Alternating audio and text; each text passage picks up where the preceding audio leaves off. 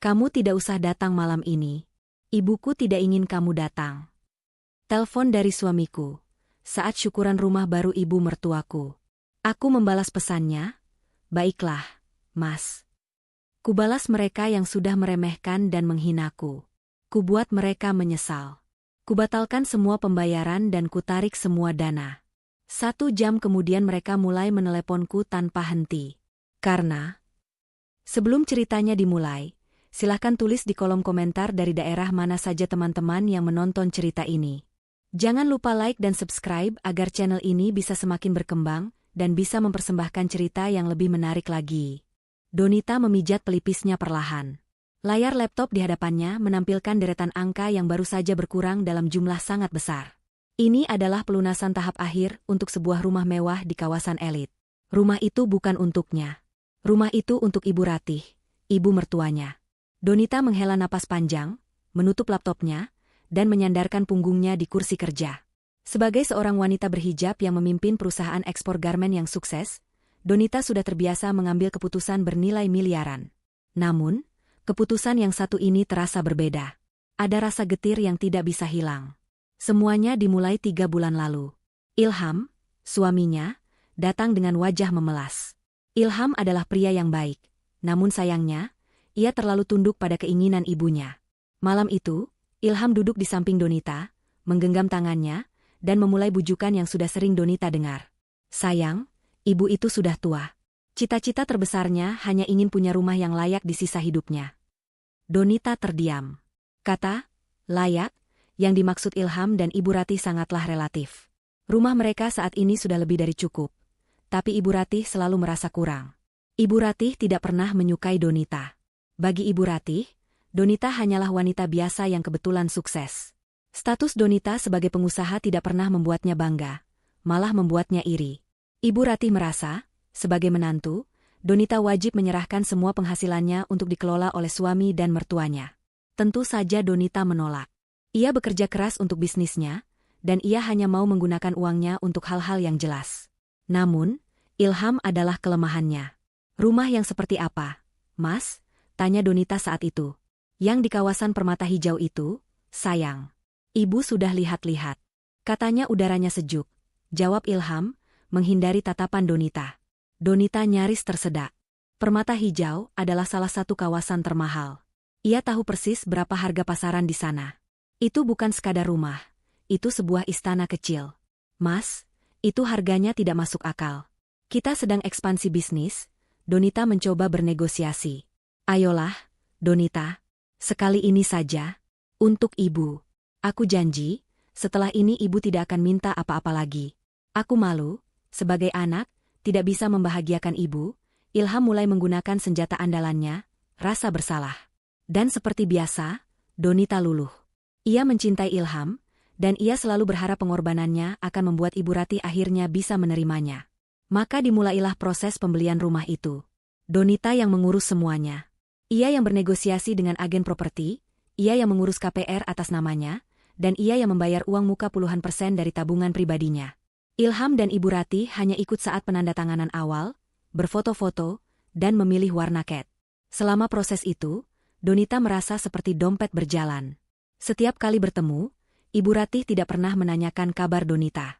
Pertanyaannya selalu sama. Bagaimana rumahnya? Kapan selesai? Kenapa lama sekali? Atau, Donita, ibu dengar catering di pesta peresmian nanti mahal sekali ya? Kamu sanggup bayar, kan? Jangan sampai ibu malu. Donita menggigit bibirnya. Pesta peresmian. Itulah yang sedang direncanakan Ilham dan Ibu Ratih selama seminggu terakhir. Besok adalah hari besar itu. Rumah baru itu akan diresmikan. Ironisnya, Donita, yang membayar lunas rumah itu, sama sekali tidak dilibatkan dalam perencanaan pesta. Ia hanya mendapat laporan pengeluaran. Setiap hari, Ilham akan mengiriminya daftar tagihan, catering mewah, dekorasi bunga impor, undangan cetak eksklusif untuk teman-teman sosialita Ibu Ratih. Dan Donita hanya bisa mentransfer uang yang diminta. Malam itu, Donita pulang ke rumahnya sendiri. Ia mendapati Ilham dan Ibu Ratih sedang tertawa-tawa di ruang tamu, melihat-lihat contoh kain untuk seragam panitia pesta. Panitia yang Donita tidak tahu siapa saja anggotanya. Ah, Donita, kamu sudah pulang, sapa Ilham, sedikit canggung. Ibu Ratih hanya melirik sekilas, lalu kembali fokus pada katalog kain. Iya, Mas. Bagaimana persiapannya? Donita mencoba tersenyum, meletakkan tas kerjanya. Semua beres. Besok akan jadi pesta termegah, seru Ilham. Baguslah, kata Donita pelan. Oh ya, Ibu, tadi Donita sudah lunasi sisa pembayaran rumahnya. Semuanya sudah lunas. Donita berharap setidaknya mendapat ucapan terima kasih. Reaksi Ibu Ratih di luar dugaan. Ia tidak tersenyum. Ia hanya mengangguk singkat. Oh, sudah? Baguslah. Memang sudah seharusnya, katanya ketus. Ilham, Ibu rasa warna emas ini lebih mewah daripada perak. Tamu-tamu Ibu pasti terkesan. Donita merasa sebilah pisau menusuk jantungnya. Sudah seharusnya? Jadi, semua kerja kerasnya, uang miliaran yang ia keluarkan, hanya dianggap sebagai kewajiban? Ilham, melihat perubahan raut wajah istrinya, segera mencoba mencairkan suasana. Tentu, Bu, warna emas saja. Donita, kamu pasti capek, kan? Mandi sana. Itu adalah cara halus Ilham untuk mengusir Donita dari percakapan. Donita mengangguk lemah dan berjalan menuju kamarnya. Ia merasa bodoh. Kenapa ia terus berharap? Kenapa ia terus mencoba membeli penerimaan dari orang yang jelas-jelas membencinya? Ia membiarkan pintu kamarnya sedikit terbuka saat ia berganti pakaian. Ia butuh mengambil napas sejenak sebelum menghadapi mereka lagi. Saat itulah ia mendengar suara Ilham di telepon. Sepertinya Ibu Ratih sudah pulang dan Ilham sedang berbicara dengannya lagi di ruang tamu.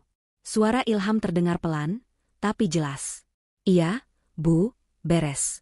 Donita sudah transfer lunas semuanya, kata Ilham.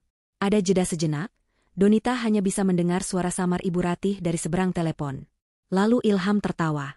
Iya, Bu, tenang saja. Rencana kita aman. Bagus. Pastikan dia transfer lunas hari ini. Setelah itu, kamu tahu tugasmu, kan? Jantung Donita serasa berhenti berdetak. Rencana kita aman? Tugasmu? Apa maksud semua ini? Perasaan tidak enak yang selama ini ia tepis, kini kembali dengan kekuatan penuh. Ia mencoba meyakinkan dirinya sendiri bahwa ia salah dengar, bahwa itu hanya paranoia. Namun, nada bicara Ilham, nada konspirasi yang penuh rahasia itu, membuat bulu kuduknya berdiri. Sebuah rencana apa yang mereka bicarakan? Tepat setelah uangnya lunas ditransfer, keesokan harinya adalah hari H peresmian rumah baru Ibu Ratih. Pesta akan dimulai pukul 7 malam. Donita bangun dengan perasaan campur aduk. Percakapan telepon Ilham dan Ibu Ratih semalam masih terngiang-ngiang di kepalanya. Kamu tahu tugasmu, kan? Kalimat itu berputar-putar seperti kaset rusak. Ia mencoba bertanya pada Ilham pagi itu, tapi suaminya sudah pergi pagi-pagi sekali. Mas harus bantu Ibu siapkan semuanya di sana. Sayang, kamu urus butik saja, tidak usah repot-repot, kata Ilham buru-buru sambil mengenakan sepatunya. Mas, aku ikut, ya? Setidaknya aku bisa bantu cek catering atau apa, tawar Donita. Langkah Ilham terhenti. Ia berbalik dengan ekspresi yang sulit diartikan. Tidak usah, Donita. Di sana sudah ramai, nanti kamu malah capek. Kamu kan tamu kehormatan. Datang saja nanti malam, cantik-cantik, katanya, lalu cepat-cepat mencium kening Donita dan pergi. Tamu kehormatan. Donita nyaris tertawa getir. Tamu kehormatan macam apa yang tidak tahu apa-apa tentang pestanya sendiri? Tamu kehormatan macam apa yang membayar seluruh pestanya? Sepanjang hari di kantor, Donita tidak bisa fokus. Ia memandangi gaun pesta yang sudah ia siapkan, tergantung rapi di ruang pribadinya di butik. Gaun itu ia desain sendiri. Sebuah gaun brokat berwarna rose gold yang anggun, dipadukan dengan hijab sutra yang senada. Ia ingin tampil sempurna. Bukan untuk teman-teman sosialita Ibu Ratih, tapi untuk Ilham. Ia ingin Ilham bangga padanya. Ia juga sudah menyiapkan kado pindahan rumah yang sangat spesial. Sebuah lukisan kaligrafi karya seniman terkenal yang ia pesan khusus 3 bulan lalu, dibingkai dengan ukiran kayu jati Jepara. Pukul 4 sore, Donita memutuskan untuk pulang lebih awal. Ia ingin bersiap-siap dengan tenang. Di perjalanan pulang, ia mencoba menelepon Ilham. Mas, nanti aku dijemput jam berapa? Atau aku ke sana sendiri? Baju kita warnanya senada, kan? Telepon Ilham berdering, namun tidak diangkat. Donita mengirim pesan WhatsApp. Centang 2, tapi tidak biru. Donita menghela napas. Mungkin dia sangat sibuk, gumamnya, mencoba berpikir positif. Ia kemudian mencoba menelepon Ibu Ratih. Sekadar basa-basi, menanyakan apakah ada yang masih kurang. Telepon itu berdering 2 kali, lalu tiba-tiba dimatikan. Ditolak. Jantung Donita mulai berdebar tidak nyaman. Kenapa teleponnya ditolak? Ia mencoba lagi. Kali ini, langsung masuk ke kotak pesan suara. Nomornya diblokir? Tidak, mungkin tidak sengaja. Ibu Ratih sudah tua, mungkin tidak sengaja menekan tombol yang salah. Donita terus mengulang mantra itu di kepalanya, meski ia tahu ia sedang menyangkal kenyataan. Pukul 6 sore, Donita sudah selesai mandi dan berwudu. Ia duduk di depan meja riasnya. Ia memulaskan riasan tipis. Tangannya sedikit gemetar. Perasaan tidak enak itu semakin kuat. Ia mencoba menelepon Ilham lagi. Kali ini, teleponnya langsung masuk ke kotak pesan suara. Sama seperti Ibu Ratih. Sesuatu yang sangat salah sedang terjadi. Donita terdiam. Ia menatap pantulan dirinya di cermin. Wanita di cermin itu terlihat cantik, sukses, namun menyedihkan. Ia memohon perhatian dari orang-orang yang jelas tidak menginginkannya. Ia membiayai hidup mewah orang-orang yang bahkan tidak sudi mengangkat teleponnya. Ia teringat lagi kata-kata Ilham semalam. Setelah itu, kamu tahu tugasmu, kan? Apakah ini tugasnya? Tugas Ilham untuk menyingkirkan Donita setelah semua uangnya didapat? Setelah rumah itu lunas? Rasa dingin menjalar di punggungnya. Tidak, tidak mungkin. Ilham mencintainya.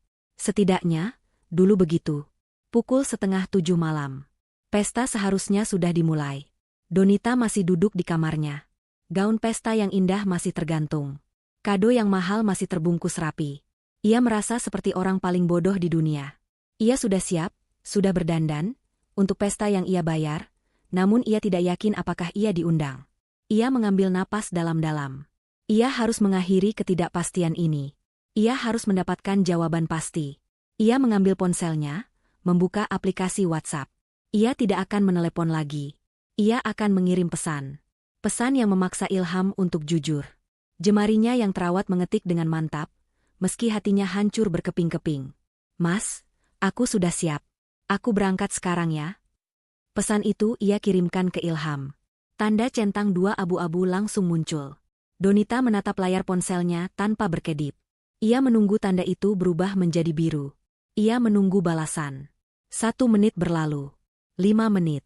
Ponsel itu terasa berat di tangannya. Ia tahu, jawaban apapun yang datang berikutnya, akan mengubah hidupnya selamanya. Ia menahan napas, menunggu. Waktu seakan berhenti berdetak di dalam kamar utama yang mewah itu. Donita menatap layar ponselnya, pesan yang ia kirimkan. Mas, aku sudah siap. Aku berangkat sekarang ya. Terlihat begitu lugu dan menyedihkan di bawah cahaya lampu kamar. Centang 2 abu-abu itu terasa seperti sebuah ejekan. Ilham pasti sudah membacanya. Ponselnya pasti ada di tangannya. Namun, ia memilih untuk tidak merespons. Menit-menit berlalu, mengubah penantian Donita dari kegelisahan menjadi kecemasan yang dingin.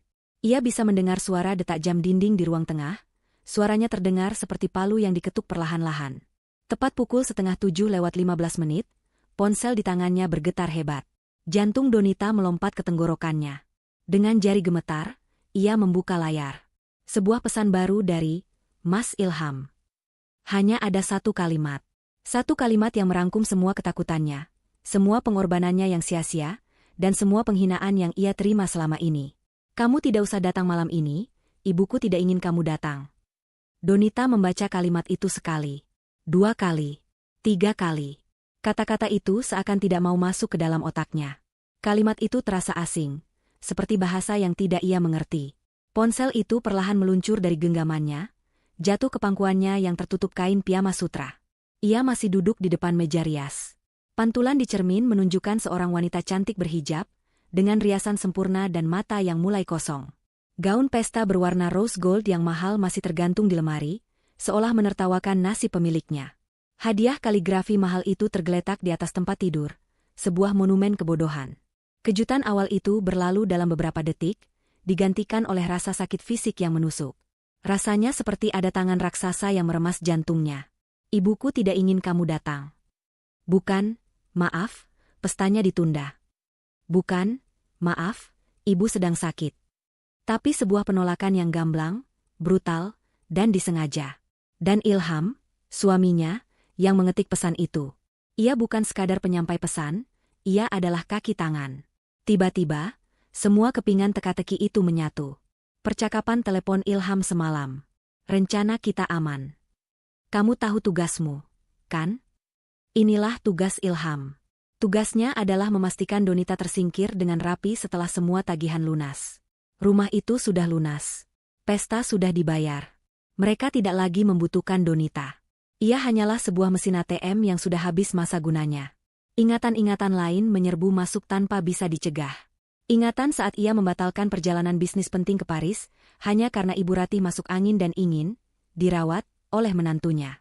Padahal Ibu Ratih hanya ingin pamer pada tetangganya, bahwa menantu pengusahanya bisa ia suruh-suruh seperti pembantu.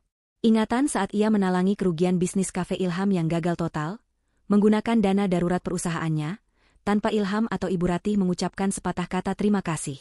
Yang ada hanya keluhan, kenapa tidak kamu beri modal lebih besar sekalian? Kalau modalnya besar, pasti untung. Donita teringat semua sindiran Ibu Ratih.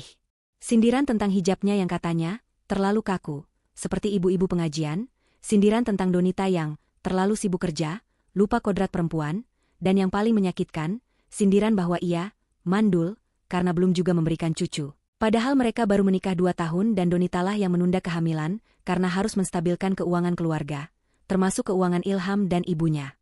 Selama ini, Donita menelan semua itu. Ia menelannya demi cintanya pada Ilham. Ia selalu berpikir Ilham ada di pihaknya, bahwa Ilham hanya terjebak di antara istri dan ibu. Tapi pesan teks ini adalah bukti. Ilham tidak terjebak. Ilham telah memilih. Dan ia tidak memilih Donita. Air mata mulai menggenang di pelupuk matanya. Panas, perih, dan penuh penghinaan. Ia nyaris terisak. Ia ingin berteriak, melempar barang-barang, menangis sejadi-jadinya. Tapi saat ia menatap pantulan dirinya di cermin, sesuatu yang lain terjadi. Air mata itu berhenti di batas kelopak matanya. Kemarahan yang dingin dan jernih, seperti es kering, mulai menjalari pembuluh darahnya. Rasa sakit itu tidak hilang, tapi berubah bentuk. Ia berubah menjadi kekuatan. Ia bukan lagi wanita lemah yang menangisi nasib. Ia adalah Donita, wanita yang membangun bisnisnya dari nol. Wanita yang bernegosiasi dengan klien internasional. Wanita yang tidak pernah takut mengambil keputusan sulit. Dan malam ini, ia akan mengambil keputusan tersulit, sekaligus termudah, dalam hidupnya. Ia bukan korban. Ia adalah seorang investor yang baru saja menyadari bahwa investasinya busuk. Dan apa yang dilakukan investor cerdas saat tahu investasinya busuk? Ia melakukan cut loss. Donita mengambil ponselnya yang tadi terjatuh. Jemarinya tidak lagi gemetar. Ia membuka kembali pesan dari Ilham. Kamu tidak usah datang malam ini, ibuku tidak ingin kamu datang. Ia membaca pesan itu untuk terakhir kalinya, bukan dengan rasa sakit, tapi dengan rasa jijik. Sebuah senyuman kecil, nyaris tak terlihat, dingin, dan penuh ironi, tersungging di bibirnya yang berpoles lipstik nude. Ia melihat ke cermin dan berkata pelan pada pantulan dirinya, "Baiklah, kalian yang memulai." Jemarinya menari di atas layar. Ia mengetik balasan singkat, mengirimkannya kembali pada Ilham. Balasan yang akan meninabobokan mereka dalam kemenangan sesaat. "Baiklah, Mas." Ia mengirim pesan itu. Ia tahu Ilham akan membacanya dan merasa lega. Bagus, dia penurut seperti biasa. Mungkin begitu pikirnya. Ilham akan kembali menikmati pestanya, merasa menang. Donita meletakkan ponsel pribadinya itu di meja rias. Ia tidak membutuhkannya lagi malam ini. Ia berdiri, berjalan dengan langkah mantap ke ruang kerjanya yang ada di sudut kamar. Ia mengabaikan gaun pesta, mengabaikan kado. Ia duduk di kursi kerjanya yang nyaman, membuka laci, dan mengeluarkan sebuah ponsel lain. Ponsel yang berbeda. Ponsel bisnisnya. Benda itu berwarna hitam solid, terasa berat, dan penuh dengan kontak orang-orang penting. Layar ponsel bisnisnya menyala, menampilkan foto dirinya yang tersenyum percaya diri. Ini adalah Donita yang sebenarnya. Donita sang direktur utama. Donita yang memegang kendali. Ia menarik napas dalam-dalam, mengeluarkannya perlahan. Udara di ruangan itu terasa berat. Ia tahu, dalam 1 jam ke depan, ia akan membakar jembatan. Tapi ia juga tahu, ia harus melakukannya, agar ia bisa membangun istana baru di atas abunya. Jarinya menyentuh layar, mencari nama pertama di daftar panggil cepatnya. Nama itu adalah Pak Haris, Bank Prioritas. Permainan baru saja dimulai. Pukul 7:20 malam. Donita menekan tombol panggil. Telepon itu tersambung ke Pak Haris, bankir prioritasnya yang sudah menangani keuangannya selama 5 tahun terakhir. Pak Haris adalah seorang profesional sejati. Selamat malam, Bu Donita. Tumben sekali menelepon di luar jam kerja, sapa suara bariton yang tenang di seberang sana. Selamat malam, Pak Haris. Maaf mengganggu. Saya harap Anda sedang tidak sibuk. Karena saya punya beberapa permintaan mendesak yang harus dieksekusi malam ini juga, suara Donita terdengar sangat berbeda dari beberapa menit lalu. Tidak ada getaran emosi, tidak ada keraguan. Yang ada hanya nada perintah yang dingin dan jelas. Pak Haris menangkap keseriusan itu. Tentu, Bu, saya siap. Apa yang bisa saya bantu? Pertama, Donita memulai, saya minta semua autodebit dan transfer terjadwal dari semua rekening saya atas nama Donita A ke rekening developer Permata Hijau, atau rekening apapun yang terkait dengan pembelian unit A12, dibatalkan. Efektif detik ini juga. Termasuk tagihan utilitas, iuran bulanan, atau apapun. Baik, Bu. Saya proses. Pembatalan semua autodebit ke Permata Hijau. Pak Haris terdengar mengetik di komputernya. Ada lagi. Ada. Ini yang utama, lanjut Donita. Transfer pelunasan terakhir yang saya lakukan sore tadi, senilai 5,2 miliar rupiah. Saya tahu dananya sudah masuk rekening developer. Tapi saya ingin tahu, status akad jual beli rumah itu atas nama siapa? Pak Haris memeriksa datanya. Di sini tercatat akadnya atas nama Ibu Ratna Puspita, dengan Ibu Donita sebagai penjamin penuh dan pembayar utama. Semua dana berasal dari rekening Ibu. Sempurna, desis Donita. Pak Haris, saya ingin Anda segera menghubungi tim legal bank. Saya ingin membekukan transaksi itu. Saya ingin menarik kembali dana saya. Cari alasannya. Gunakan alasan apapun. Bilang ada indikasi penipuan, pemaksaan, atau undue influence. Saya tidak peduli. Saya ingin proses serah terima kunci rumah itu bermasalah. Terdengar helaan napas kecil dari Pak Haris. Ibu Donita, itu sangat rumit. Dana sudah berpindah tangan. Membatalkan akad yang sudah lunas. Saya tahu ini rumit, potong Donita tajam. Saya tidak membayar Anda untuk hal yang mudah, Pak Haris. Saya adalah nasabah prioritas. Dan prioritas saya malam ini adalah menciptakan masalah legal untuk transaksi itu. Saya tidak akan menandatangani satu lembar dokumen pun terkait serah terima. Buat agar rumah itu berstatus sengketa perbankan. Paham? Baik, Bu. Saya akan eskalasikan ke tim legal sekarang juga. Saya akan melakukan apa yang saya bisa. Jawab Pak Haris. Nadanya kini sangat serius. Bagus. Yang ketiga, dan ini yang paling mudah. Semua kartu kredit tambahan di bawah akun primer saya. Atas nama Ilham Gunawan. Dan atas nama Ratih Puspita. Saya mau semuanya diblokir permanen. Bukan blokir sementara. Blokir permanen. Hancurkan kartunya. Efektif, 10 menit yang lalu. Itu bisa langsung saya lakukan, Bu. Pemblokiran permanen untuk Bapak Ilham dan Ibu Ratih. Selesai, kata Pak Haris. Ada lagi, Bu? Untuk saat ini cukup. Kirimkan saya konfirmasi untuk semua permintaan saya via email dalam 1 jam, tutup Donita, lalu mematikan telepon.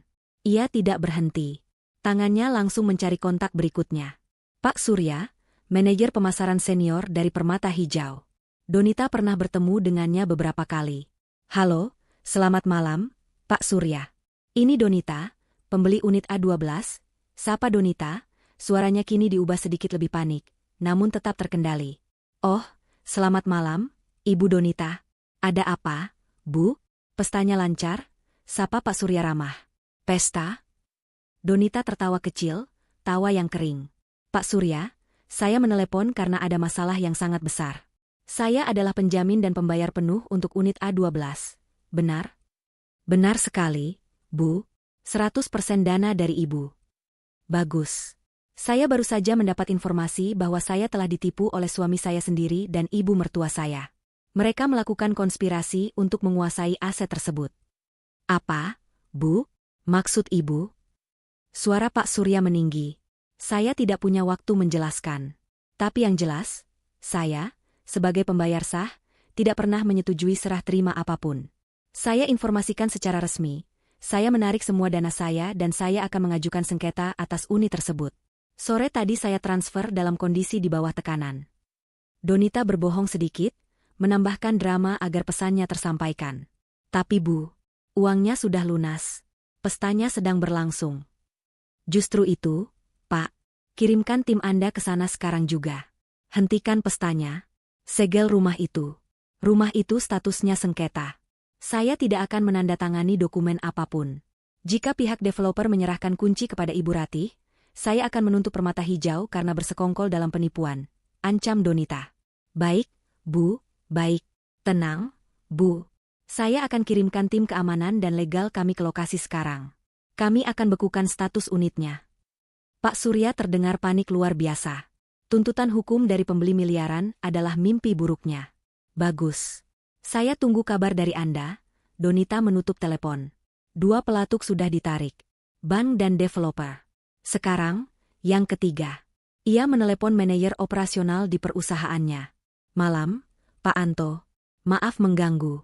Tolong siapkan surat penarikan fasilitas direksi untuk saudara Ilham Gunawan. Mobil Alphard putih B1234 ILH itu atas nama perusahaan, kan? Betul, Bu. Fasilitas untuk suami Ibu, jawab Pak Anto, bingung. Bukan lagi. Efektif besok pagi, saya mau mobil itu ditarik. Kirim orang untuk menjemputnya jam 8 pagi, dimanapun mobil itu berada. Dan bekukan rekening gaji atas namanya. Dia tidak lagi bekerja di perusahaan saya, kata Donita. Ilham memang punya jabatan mentereng di perusahaan Donita, direktur pemasaran, tapi itu hanya jabatan hadiah. Pekerjaannya nol besar. Siap, laksanakan, Bu. Donita meletakkan ponsel bisnisnya. Selesai. 3 panggilan telepon. Total 45 menit. Dalam 45 menit, ia telah membongkar fondasi kehidupan mewah yang baru saja akan dinikmati Ilham dan Ibu Ratih. Ia bangkit, berjalan keluar dari ruang kerja. Ia melepas pakaian rumahnya. Ia tidak jadi memakai piyama. Ia berjalan ke kamar mandi, membuka keran air panas di bathtub. Ia menaburkan bath bomb aroma lavender. Ia butuh rileks. Saat ia sedang berendam dalam air hangat yang menenangkan, tepat pukul 8 malam lewat 1 menit, ponsel pribadinya yang tergeletak di meja rias mulai menjerit. Layarnya menyala terang. Mas Ilham Caling. Telepon itu berdering panjang, lalu mati. Sedetik kemudian, menyala lagi. Ibu mertua Caling. Mati. Mas Ilham Caling. Mas Ilham Caling. Mas Ilham Caling. Ponsel itu bergetar hebat di atas meja kaca, menimbulkan suara derak yang gaduh di tengah keheningan kamar. Panggilan itu datang tanpa henti, panik, dan penuh amarah. Donita memejamkan matanya, menyandarkan kepalanya ke tepi bathtub. Ia tersenyum tipis. Ia tidak menyentuh ponsel itu. Ia membiarkan mereka panik. Ini baru permulaan. Ia menghirup dalam-dalam aroma lavender. Malam ini, ia akan tidur nyenyak. Pukul 7:30 malam. Di rumah baru Ibu Ratih, pesta sedang berada di puncaknya. Rumah itu bermandikan cahaya. Lampu-lampu kristal mahal yang baru dipasang berkilauan, memantulkan sinarnya di lantai marmer impor yang mengilap. Dekorasi bunga lili dan mawar putih memenuhi setiap sudut, menebarkan aroma wangi yang lembut. Musik instrumental klasik mengalun pelan, menjadi latar bagi tawa-tawa renyah dan denting gelas sampanye, non-alkohol, tentu saja, demi formalitas, yang dipegang oleh para tamu. Ibu Ratih adalah bintang malam itu. Ia mengenakan kaftan yang dijahit khusus, penuh dengan payet berkilauan, dan hijab yang ditata rumit. Wajahnya yang dipoles riasan tebal berseri-seri penuh kemenangan. Ia berdiri di tengah-tengah lingkaran teman-teman sosialitanya, yang ia sebut geng arisan berlian. Mereka semua memujinya. Ratih, ini rumah atau istana? Luar biasa, Jeng, seru seorang wanita bergelang emas penuh. Ah, biasa saja, jawab Ibu Ratih, pura-pura merendah sambil mengibaskan tangannya, yang justru memamerkan cincin berlian barunya. Ini semua Ilham. Dia tahu sekali bagaimana membahagiakan ibunya. Ilham memang anak berbakti. Dan beruntung sekali dia dapat istri seperti Donita. Kudengar bisnisnya besar sekali, ya, sahut yang lain. Wajah Ibu Ratih mengerah sejenak mendengar nama Donita, namun ia cepat-cepat mengubahnya menjadi senyum manis yang dipaksakan. Oh, Donita? Iya, dia bekerja keras. Katanya dengan nada yang menyeratkan bahwa bekerja keras adalah sesuatu yang sedikit memalukan. Tapi tentu saja, Ilham yang membimbingnya. Tanpa Ilham, Donita tidak akan jadi apa-apa. Ilhamlah otaknya. Ilham, yang berdiri tidak jauh dari situ, tersenyum bangga. Ia merasa seperti raja. Ia berhasil. Ia telah memenuhi impian terbesar ibunya. Ia telah membuktikan bahwa ia adalah anak yang sukses. Ia melirik jam tangannya. Sudah hampir 1 jam sejak ia mengirim pesan teks terakhir pada Donita. Balasan, "Baiklah, Mas," dari istrinya membuatnya sangat lega. Donita menurut. Seperti biasa. Sekarang, ia bisa menikmati pesta ini tanpa gangguan. Ia merasa telah sukses mengendalikan segalanya. Ibunya yang manja, dan istrinya yang kaya. Saat itulah, manajer catering yang bernama Pak Tono menghampirinya dengan senyum yang sedikit kaku, membawa sebuah tablet. "Selamat malam, Pak Ilham. Maaf mengganggu pestanya. Sesuai kesepakatan, sisa pembayaran 50% untuk catering harus dilunasi malam ini saat acara berlangsung." "Oh, tentu, kata Ilham santai. Ia sudah menduga ini. Ia mengeluarkan kartu kredit platinum dari dompetnya. Itu adalah kartu kredit tambahan yang diberikan Donita, dengan limit tak terbatas. "Ini, silakan. Pakai ini saja." Pak Tono mengambil kartu itu dan menggeseknya di mesin edisi portable. Beberapa detik kemudian, ia mengerutkan kening. "Maaf, Pak. Ditolak." Senyum Ilham sedikit goyah. "Hah? Ditolak? Tidak mungkin. Coba lagi. Jaringannya jelek mungkin." Pak Tono mencoba lagi. "Masih ditolak, Pak. Transaction declined." Bisikan-bisikan pelan mulai terdengar di sekitar mereka. Beberapa tamu yang kebetulan dekat, melihat adegan itu. Wajah Ilham mulai memanas. "Saya ada kartu lain," katanya sedikit gugup. Ia mengeluarkan kartu lain. Kartu kredit black metal yang terlihat sangat eksklusif. Ini juga kartu tambahan dari Donita. Ia menyerahkannya pada Pak Tono. "Pasti bisa yang ini." Pak Tono menggeseknya. Hasilnya sama. Ditolak juga, Pak Ilham. Keterangannya, card blocked. "Diblokir?" Ilham nyaris berteriak. Apa maksudnya diblokir? Itu tidak mungkin. Ia mulai panik. Rasa malunya mulai menjalar. Ia bisa merasakan mata para tamu menatapnya. "Maaf, Pak." Suara Pak Tono kini menjadi lebih tegas dan dingin. Senyum ramahnya hilang. "Tagihannya total 120 juta rupiah.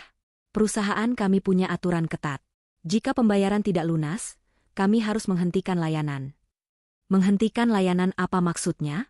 "Pestanya sedang berjalan," sergah Ilham.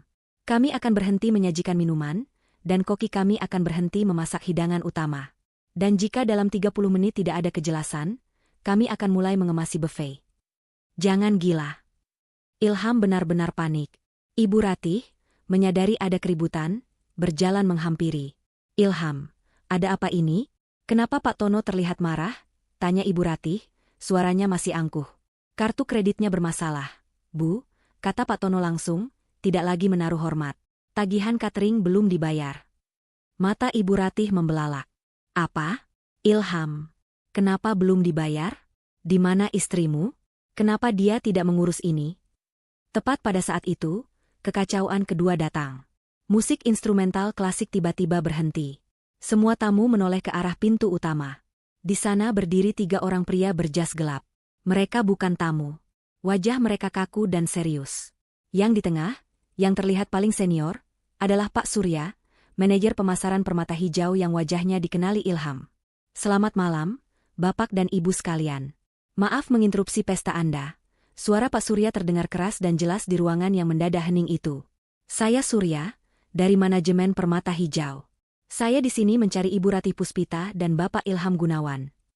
Semua mata kini beralih ke Ilham dan Ibu Ratih. Mereka berdua seperti disorot lampu panggung. Ada apa ini, Pak Surya?" tanya Ilham, suaranya bergetar. "Ada masalah administrasi yang sangat serius," kata Pak Surya, berjalan mendekat. Ia tidak peduli lagi dengan etika pesta. "Kami baru saja menerima pemberitahuan dari bank dan tim legal kami.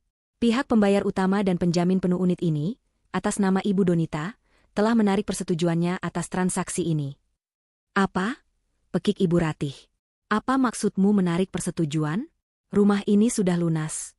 Istri anak saya sudah melunasinya." "Itulah masalahnya, Bu," kata Pak Surya, suaranya dingin. "Beliau melunasinya, dan beliau juga yang menggugatnya. Ibu Donita mengklaim adanya indikasi penipuan dan pemaksaan. Beliau, sebagai pembayar sah, tidak pernah menyetujui serah terima kunci kepada Anda. Dana yang ditransfer sore tadi sudah dibekukan oleh pihak bank atas permintaannya. Secara legal, rumah ini statusnya sengketa. Hening. Suasana begitu senyap sampai-sampai suara es batu yang mencair di gelas seorang tamu bisa terdengar. Sengketa? Ulang Ibu Ratih, wajahnya sepucat mayat. Apa yang harus kami lakukan? Tanya seorang tamu, memecah keheningan. Pesta ini selesai, kata Pak Surya tegas. Demi keamanan hukum, kami harus meminta semua tamu untuk segera meninggalkan area ini. Rumah ini akan kami segel sementara, sampai ada kejelasan hukum. Kekacauan meledak. Para tamu, para sosialita itu, tidak perlu disuruh dua kali.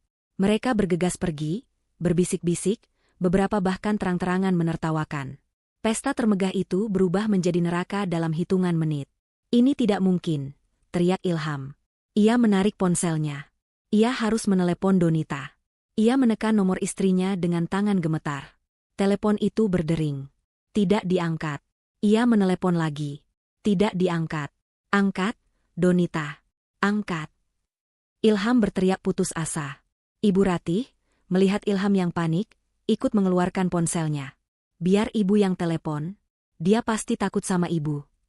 Ibu Ratih menelepon. Ditolak. Ia menelepon lagi. Masuk kotak suara. Ia menelepon lagi.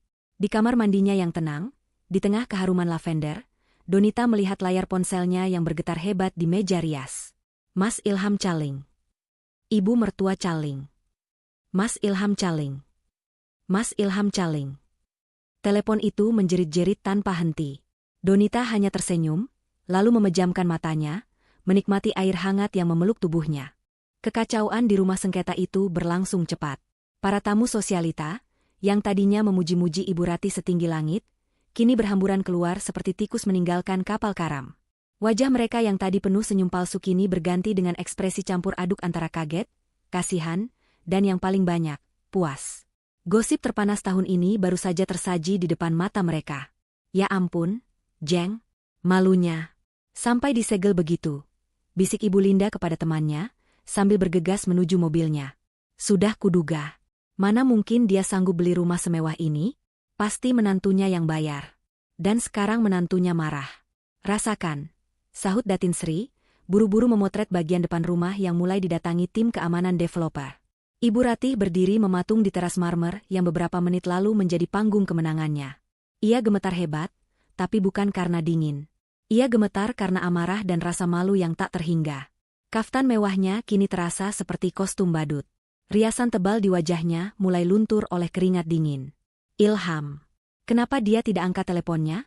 Pekik Ibu Ratih, suaranya melengking histeris. Ia menatap Ilham dengan mata melotot. Ini semua salahmu. Kenapa kamu kirim pesan itu? Kenapa kamu larang dia datang? Ilham, yang masih sibuk menekan tombol panggil di ponselnya berulang kali, membeku. Pengakuan ibunya di depan tim developer dan sisa-sisa staf catering itu adalah sebuah kesalahan fatal. Pak Surya dari Permata Hijau mengangkat alis. Oh, jadi benar ada kesengajaan melarang pihak pembayar untuk datang ke acaranya sendiri? Ini semakin memperkuat klaim Ibu Donita. Bukan urusan Anda, bentak Ibu Ratih. Ia kemudian beralih ke Ilham lagi. Telepon terus. Suruh dia datang ke sini. Suruh dia bilang ke orang-orang ini bahwa ini semua salah paham. Cepat. Aku sudah coba, Bu. Tidak diangkat. Balas Ilham, frustrasi. Ia juga malu, tapi lebih dominan panik. Ia tidak tahu harus berbuat apa. Sementara ibu dan anak itu bertengkar, Pak Tono, manajer catering, memberi isyarat kepada timnya. Bereskan, perintahnya singkat. Para pelayan yang tadi sigap menyajikan makanan, kini bergerak lebih sigap lagi. Mereka mulai menumpuk piring-piring kotor dengan kasar. Hidangan buffet yang masih utuh, sate domba, udang galah, salmon panggang, langsung ditutup dan didorong ke troli. Mereka mencabut semua dekorasi bunga yang mereka pasang. Staf bar membongkar mesin kopi dan menarik semua botol sirup. Mereka bekerja cepat dan efisien, seperti tim perampok profesional. Hei, apa yang kalian lakukan? Teriak Ibu Ratih. Kalian tidak bisa mengambil makanan itu. Itu sudah dibayar. Belum, Bu, sahut Pak Tono sinis. Pembayarannya ditolak. Jadi kami ambil kembali semua yang menjadi hak kami. Sesuai kontrak, jika default payment, semua barang kembali ke kami. Termasuk makanan yang belum tersentuh. Beberapa pelayan bahkan mengambil taplak meja, meninggalkan meja-meja kayu telanjang yang terlihat menyedihkan. Pesta yang tadinya mewah kini terlihat seperti lokasi yang baru saja dijarah. Rasa malu Ibu Ratih mencapai puncaknya. Ia harus melihat sisa-sisa kemewahannya dilucuti di depan matanya sendiri. Setelah catering pergi, kini giliran tim developer. Pak Surya mengeluarkan sebuah gulungan stiker besar berwarna kuning cerah. Pak Ilham, Bu Ratih. Dengan sangat menyesal, kami harus meminta Anda berdua untuk meninggalkan properti ini. Apa? Kalian mengusir kami? Ini rumah kami, raung Ibu Ratih. Bukan lagi, Bu. Sampai status sengketa ini selesai, ini adalah properti milik developer yang ditahan oleh bank. Silakan ambil barang pribadi Anda yang penting. Anda punya waktu 5 menit, kata seorang petugas keamanan bertubuh besar yang mendampingi Pak Surya. 5 menit. Ilham dan Ibu Ratih tidak punya barang apapun di sana, selain harga diri mereka yang sudah hancur lebur. Mereka berdua, dalam pakaian pesta termahal mereka, berjalan gontai menuruni tangga teras. Di belakang mereka, tim keamanan menempelkan stiker kuning besar di pintu kayu jati yang megah itu. This girl, dalam sengketa hukum. Klik. Petugas keamanan memasang gembok tambahan di gerbang utama. Ibu Ratih dan Ilham kini berdiri di pinggir jalan, di luar gerbang rumah impian mereka. Lampu-lampu taman yang mewah masih menyala, ironisnya menerangi wajah mereka yang pucat dan kalah. Mobil-mobil tamu terakhir melesat pergi, penumpangnya tidak mau repot-repot menyapa. Ini mimpi. Ilham, ini mimpi, kan? Lirih Ibu Ratih, kakinya lemas. Ia terduduk di trotoar jalan yang berdebu. Pakaiannya yang mahal kini kotor. Ilham tidak menjawab.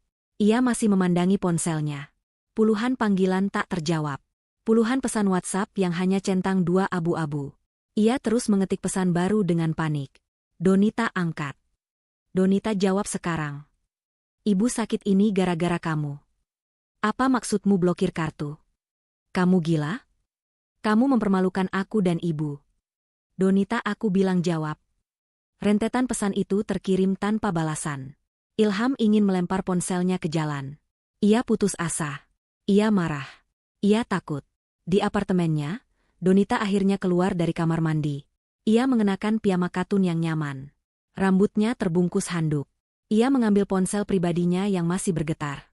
Ia melihat rentetan pesan dari Ilham. Ia membaca setiap pesan kemarahan dan kepanikan itu dengan ekspresi tenang. Jemarinya yang lentik kemudian mengetik sebuah balasan. Ia tidak membalas rentetan pertanyaan Ilham. Ia hanya mengetik satu kalimat. Kalimat yang sederhana, lugas, dan menusuk tepat di jantung kesombongan mereka. Ada apa, Mas? Bukankah ibu tidak ingin aku datang? Pesan itu terkirim. Centang 2 biru. Di trotoar yang gelap di depan rumah yang disegel, ponsel Ilham berbunyi. Sebuah balasan dari Donita. Ilham buru-buru membukanya. Ibu Ratih yang melihat secercah harapan, ikut mencondongkan kepalanya. Mereka membaca kalimat itu bersama-sama. Ada apa, Mas? Bukankah ibu tidak ingin aku datang? Hening. Seketika itu juga, Ilham dan Ibu Ratih mengerti. Ini bukan kecelakaan. Ini bukan kesalahan sistem ban. Ini bukan kesalahpahaman. Ini adalah pembalasan. Donita tahu. Dia tahu segalanya. Dan dia telah merencanakan ini semua. Wajah Ilham berubah dari panik menjadi ngeri. Wajah Ibu Ratih berubah dari marah menjadi ketakutan murni. Mereka baru saja sadar. Mereka tidak hanya menghina seorang menantu penurut. Mereka telah membangunkan naga yang sedang tidur. Jalanan di luar kawasan elit permata hijau terasa dingin dan sepi. Jauh berbeda dari kemeriahan pesta yang baru saja mereka alami. Ibu Ratih dan Ilham kini benar-benar terdampar. Setelah dipermalukan dan diusir, mereka berdiri di trotoar seperti dua pengemis berbalut pakaian mahal. Taksi yang mereka coba panggil pun beberapa kali lewat begitu saja, mungkin enggan mengangkut penumpang dari lokasi yang baru saja ribut.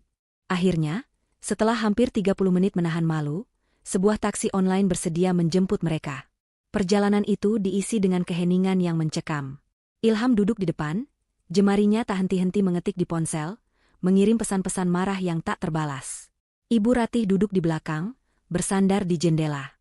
Wajahnya yang pucat pasi kini berkerut dalam amarah yang tertahan. Kaftan mewahnya terasa gatal di kulitnya yang berkeringat. Sopir taksi itu melirik mereka dari kaca spion, merasakan ketegangan, tapi memilih diam. Kita mau kemana? Tanya sopir itu pelan saat mereka mendekati pintu tol. Ilham terdiam. Ia tidak tahu harus menjawab apa. Pulang ke rumah lama Ibu Ratih? Rumah kecil yang selalu dikeluhkan ibunya itu? Atau pulang ke apartemen Donita? Ke apartemen Mutiara? Desis Ibu Ratih dari kursi belakang. Suaranya serak. Kita harus temui perempuan itu. Dia harus membatalkan semua ini. Ilham mengangguk. Ke Mutiara Residence. Pak, katanya pada sopir. Ia harus bicara pada Donita. Ini pasti hanya gertakan. Donita mencintainya. Ia pasti bisa meluluhkan Donita lagi. Ia hanya perlu marah sedikit, memelas sedikit, dan Donita akan kembali menjadi istri penurut yang ia kenal. Setibanya di lobi apartemen mewah tempat tinggal mereka, Ilham langsung merasakan masalah pertama. Ia menempelkan kartu aksesnya di pintu lobi. Lampu merah menyala. Gagal. Ia mencoba lagi. Gagal. Akses ditolak. Sialan, umpat Ilham pelan. Ada apa lagi? Bentak Ibu Ratih. Kartu aksesku tidak berfungsi. Geram Ilham. Bapak Ilham. Seorang petugas keamanan lobi menghampiri mereka. Maaf, Pak. Kartu Bapak sudah dinonaktifkan atas permintaan pemilik unit. Pemilik unit? Saya ini suaminya. Ilham mulai emosi. Maaf, Pak. Aturan tetap aturan. Kami harus menelepon unit Ibu Donita dulu untuk meminta izin Bapak dan Ibu masuk, kata petugas itu dengan tegas namun sopan. Wajah Ibu Ratih memerah padam. Diusir dari rumah baru, dan sekarang harus meminta izin seperti tamu untuk masuk ke apartemen yang ia anggap sebagai rumah anaknya sendiri. Ini adalah lapisan penghinaan baru yang tak tertahankan. Petugas itu menelepon interkom. Selamat malam, Bu Donita. Ini keamanan. Ada Bapak Ilham dan Ibu Ratih di lobi. Apakah diizinkan naik? Ada jeda beberapa saat. Ilham menahan napas.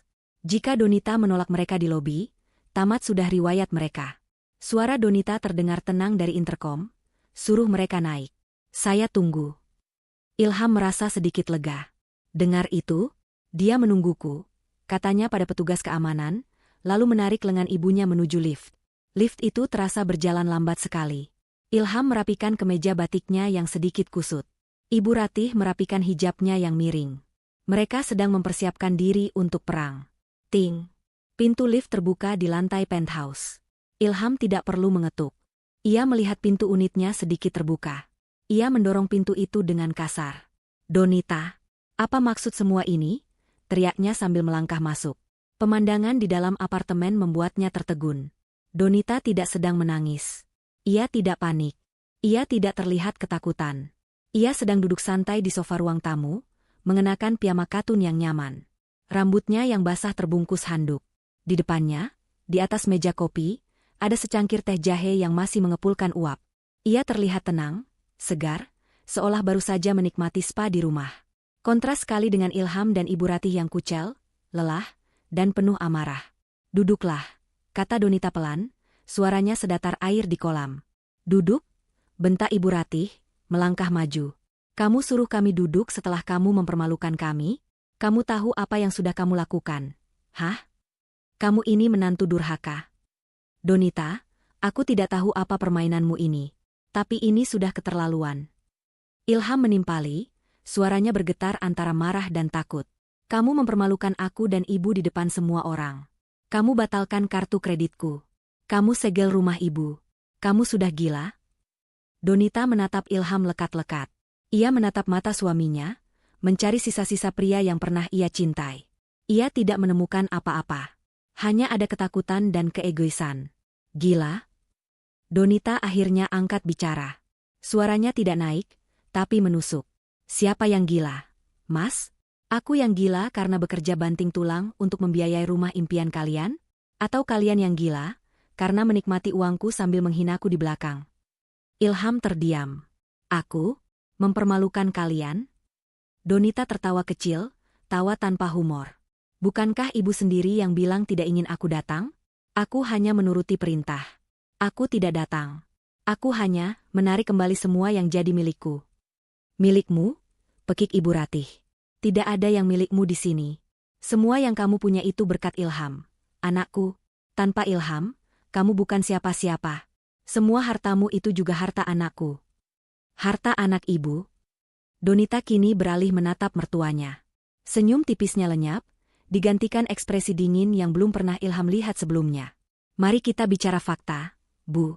Perusahaan ini, aku yang bangun 6 tahun sebelum aku menikah dengan Ilham. Apartemen ini, aku beli tunai 2 tahun sebelum aku kenal Ilham. Mobil di garasi, semua atas nama perusahaanku. Dan rumah mewah yang ibu banggakan tadi, 100% dibayar pakai uang dari rekening pribadiku. Jadi, tolong beritahu saya, di mana persisnya letak harta anak ibu. Ibu Ratih ternganga. Ia tidak bisa menjawab. Donita, hentikan omong kosong ini. Ilham mencoba mengambil alih, nadanya sedikit melunak, mencoba strategi memelas. Oke, aku salah. Aku minta maaf sudah kirim pesan itu. Ibu yang memaksaku. Kamu tahu kan ibu seperti apa? Tapi kamu tidak perlu bereaksi sejauh ini, sayang. Batalkan semua ini. Telepon bankmu. Telepon developer. Bilang ini salah paham. Kita masih bisa perbaiki. Donita menatapnya. Perbaiki? Tidak ada yang bisa diperbaiki, Mas. Pesan teks itu bukan kesalahan.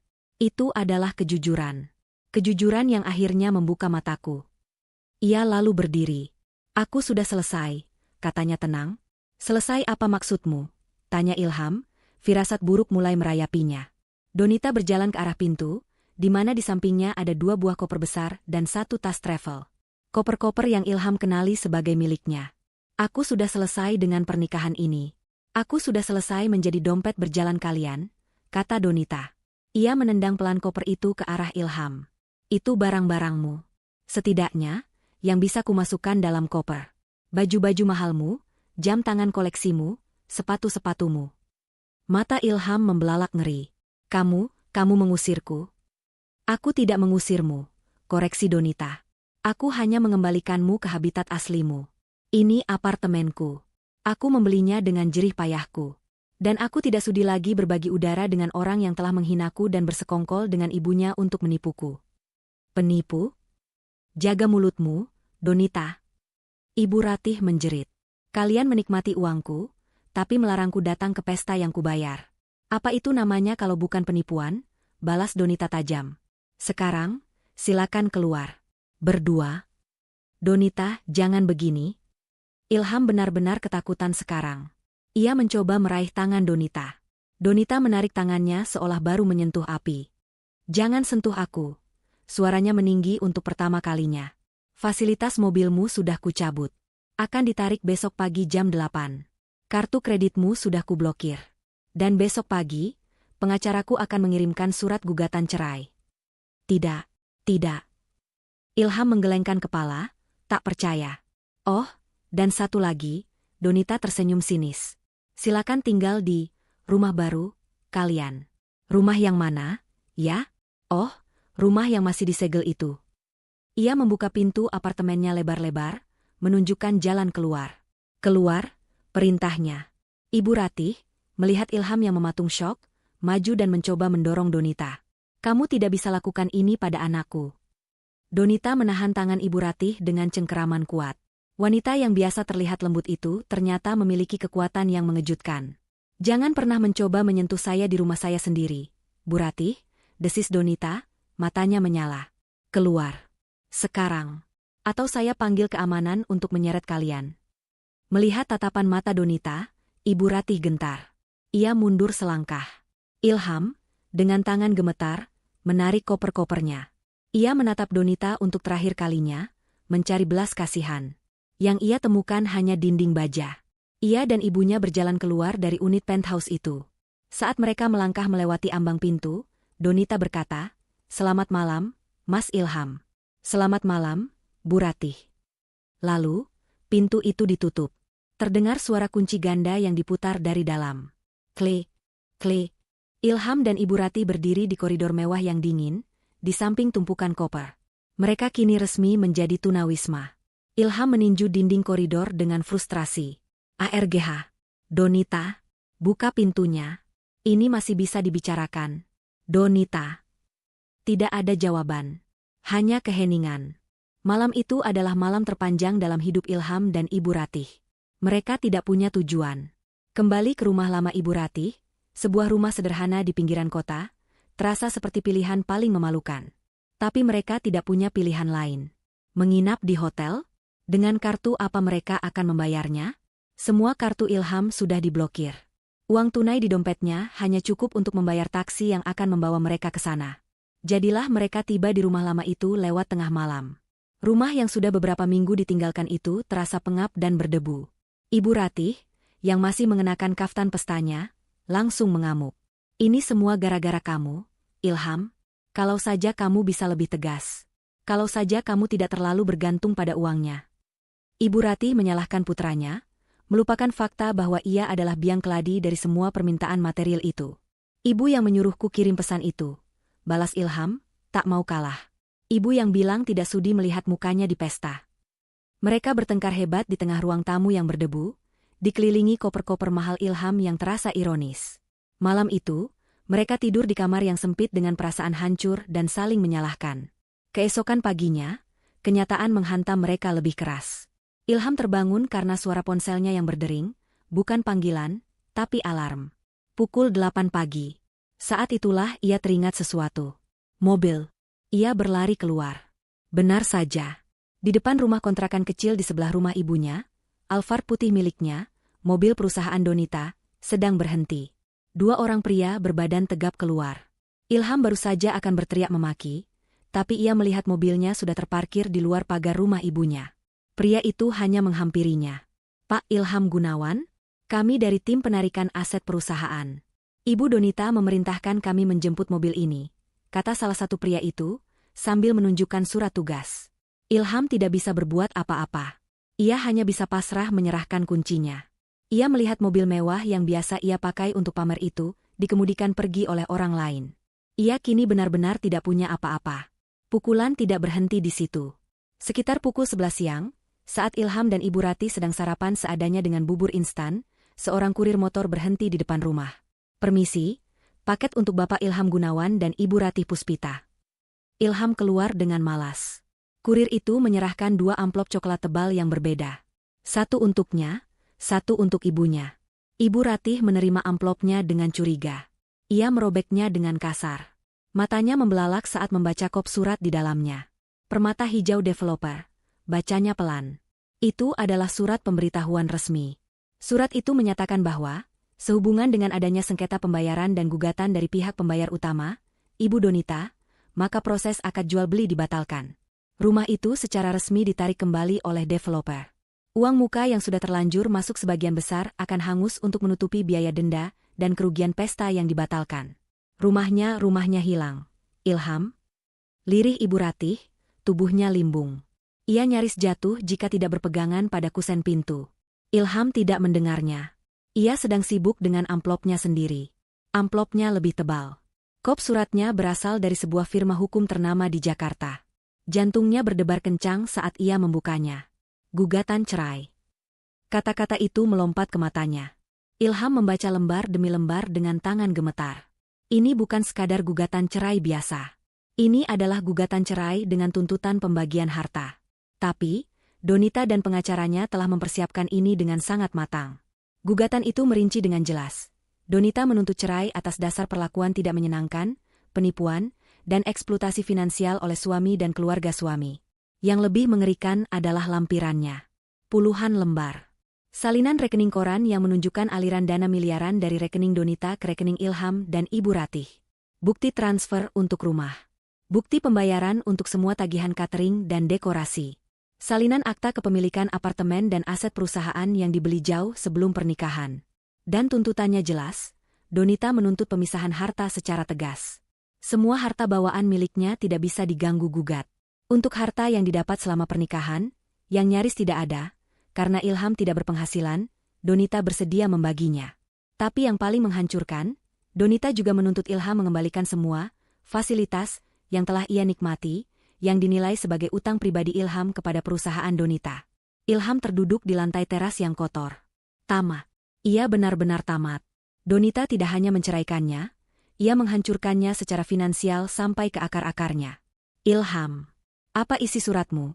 Tanya Ibu Ratih panik, melihat wajah putranya yang pucat seperti kertas. Ilham hanya menyerahkan surat itu tanpa bicara. Ibu Ratih membacanya.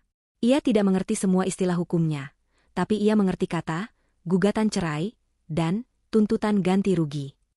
Amarah yang tadi padam, kini meledak lagi di dalam diri Ibu Ratih. Tapi ia tahu, marah tidak akan menyelesaikan masalah. Ia harus mengubah taktik. Urat liciknya mulai bekerja. Tidak, desis Ibu Ratih, matanya menyipit. Dia tidak bisa melakukan ini. Dia masih mencintaimu, Ilham. Dia hanya sedang marah. Marah? Dia menghancurkan kita, Bu. Kalau begitu, kita harus buat dia tidak marah lagi, kata Ibu Ratih, sebuah ide gila terbentuk di kepalanya. Kita harus minta maaf. Kita harus membuatnya luluh lagi. Ibu. Ibu akan bersujud padanya. Ibu akan menangis di depannya. Dia wanita berhijab, dia pasti punya hati nurani. Dia tidak akan tega melihat mertuanya bersujud. Ilham menatap ibunya. Ia tahu persis apa yang ibunya rencanakan. Ini bukan permintaan maaf tulus. Ini adalah sandiwara. Tapi, apalagi pilihan mereka? Sore itu juga, mereka berdua, dengan pakaian seadanya, Ibu Ratih bahkan sengaja tidak merapikan hijabnya agar terlihat lebih menyedihkan, pergi naik taksi online ke kantor Donita. Mereka tiba di lobi perusahaan garmen yang megah itu. Resepsionis yang melihat penampilan kumal Ilham dan Ibu Ratih langsung menghentikan mereka. Maaf, cari siapa? Saya mau bertemu Donita. Saya Ilham, suaminya. Ibu Donita sedang rapat. Tapi, nama Anda sudah ada di daftar, kata resepsionis itu, menatap layar komputernya. Nama Bapak Ilham dan Ibu Ratih, masuk daftar blacklist.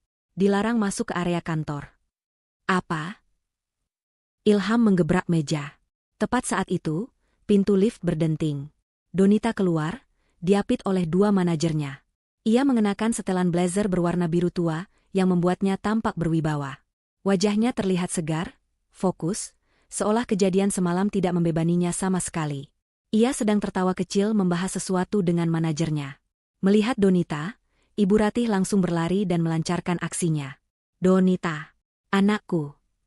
Ibu Ratih menjatuhkan dirinya ke lantai, bersujud, mencoba memeluk kaki Donita yang terbalut sepatu hak tinggi. Maafkan ibu, nak. Maafkan ibu. Ibu Ratih menangis meraung-raung, menarik perhatian seluruh lobi. Karyawan yang lalu lalang langsung berhenti, berbisik-bisik. Ibu salah. Ibu hilaf. Jangan ceraikan Ilham, nak. Dia menderita. Lihat kami menderita. Maafkan ibu. Ilham berdiri di belakangnya, memasang wajah sedih yang paling meyakinkan yang ia bisa. Donita berhenti. Tawanya lenyap. Ia menatap sosok yang berguling-guling di lantai di kakinya. Ia menatap Ibu Ratih, lalu menatap Ilham. Tidak ada sedikit pun rasa kasihan di matanya. Yang ada hanya rasa jijik yang mendalam.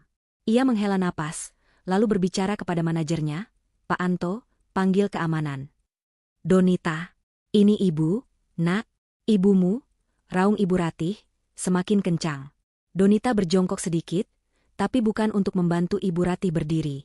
Ia menatap lurus ke mata mertuanya yang penuh air mata palsu itu. Anda bukan ibuku, kata Donita pelan, namun suaranya terdengar jelas di lobi yang hening itu. Ibuku mengajariku tentang harga diri dan kejujuran. Anda hanya ingin uangku.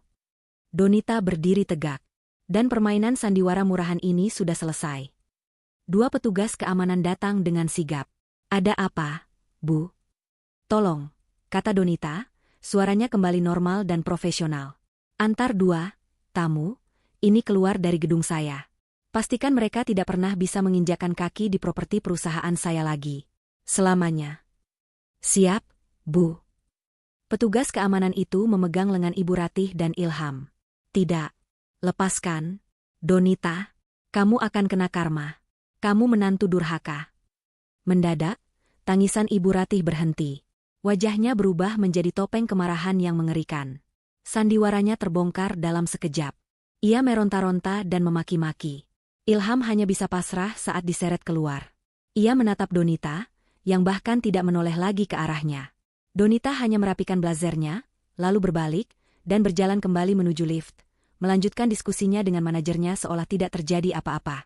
Saat Ibu Ratih diseret melewati pintu kaca lobi, ia menjerit untuk terakhir kalinya.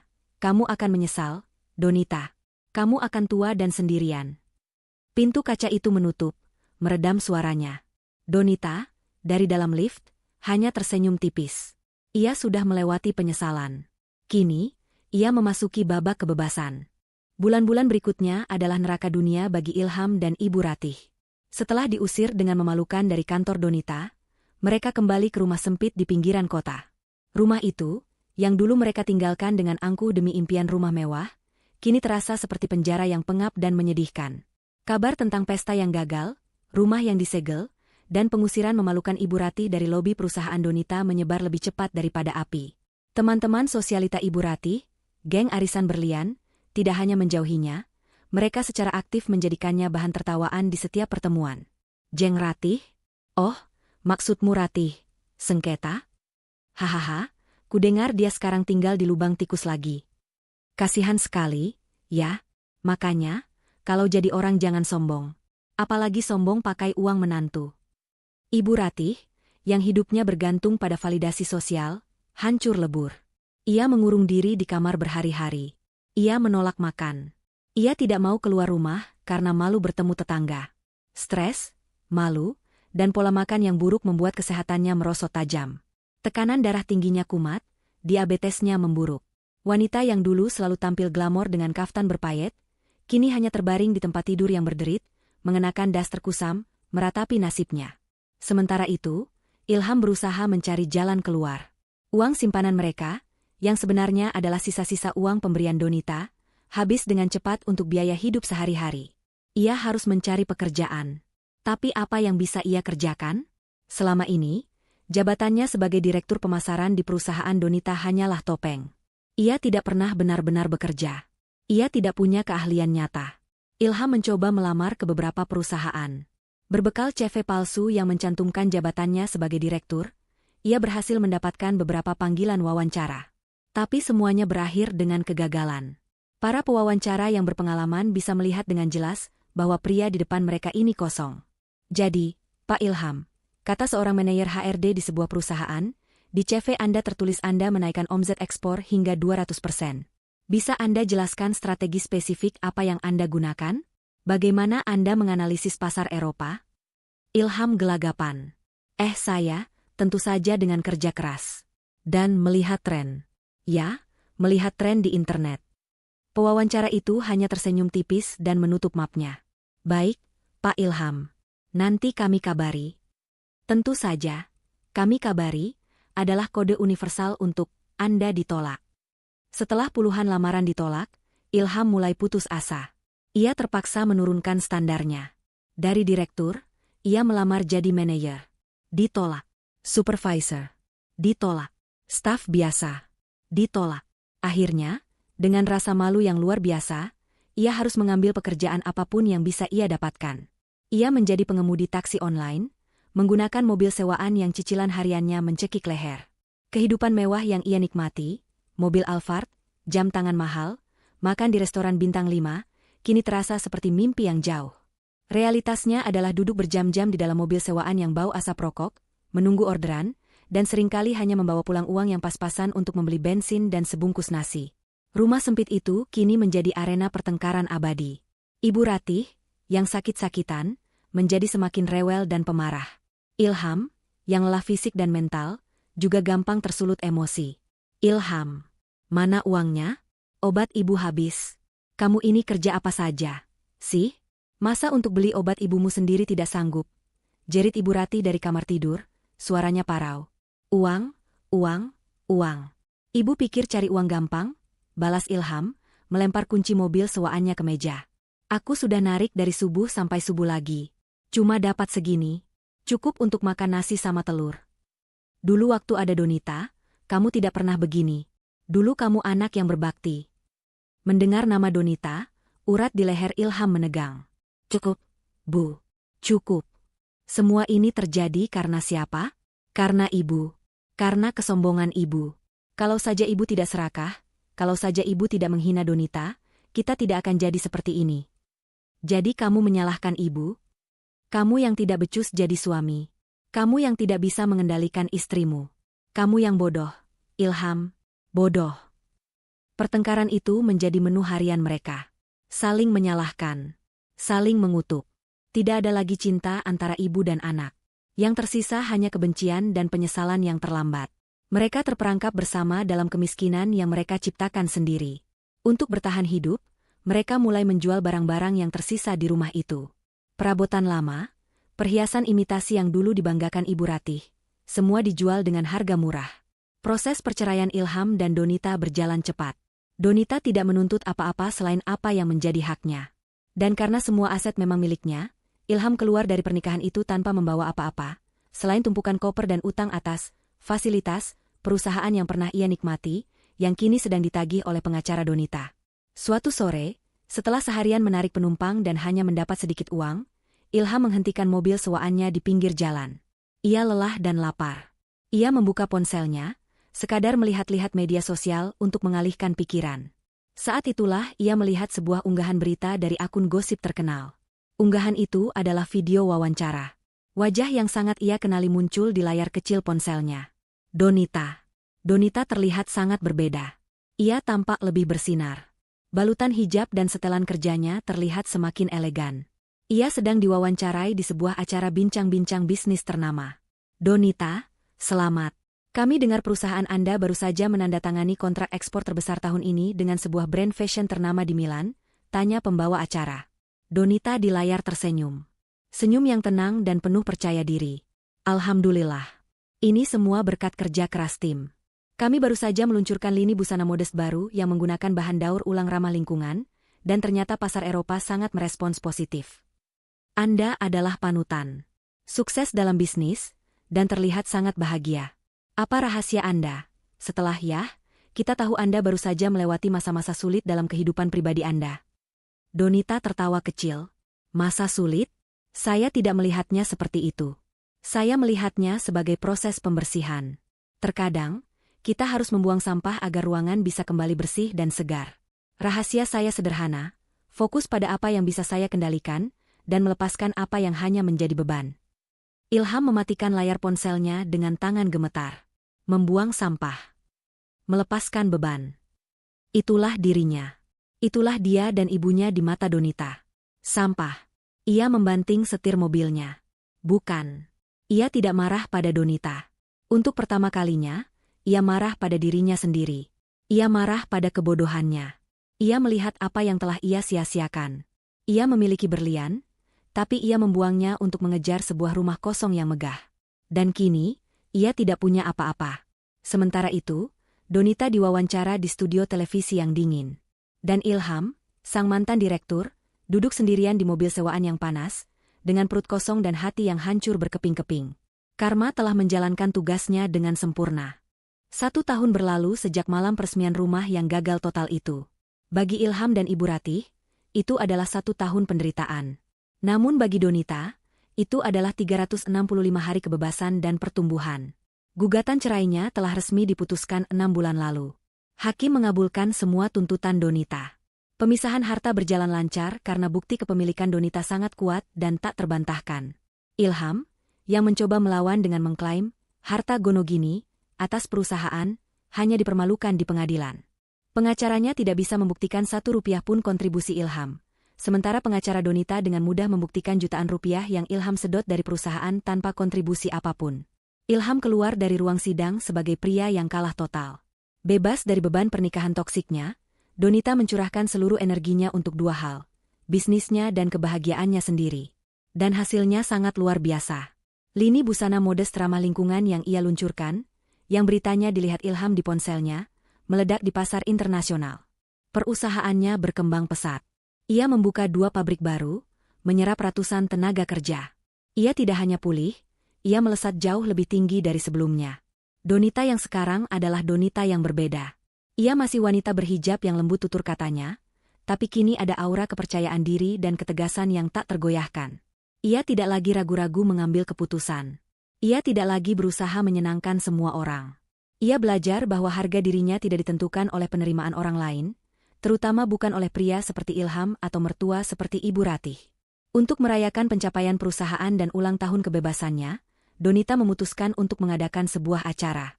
Bukan pesta sosialita yang penuh kepalsuan seperti yang diinginkan Ibu Ratih. Ia mengadakan acara, syukuran kemenangan, di tempat yang jauh lebih berarti. sebuah panti asuhan besar yang juga menaungi rumah jompo, yang selama ini ia bantu secara diam-diam. Aula panti asuhan itu dihias sederhana namun meriah. Tidak ada bunga impor atau catering mewah seharga ratusan juta.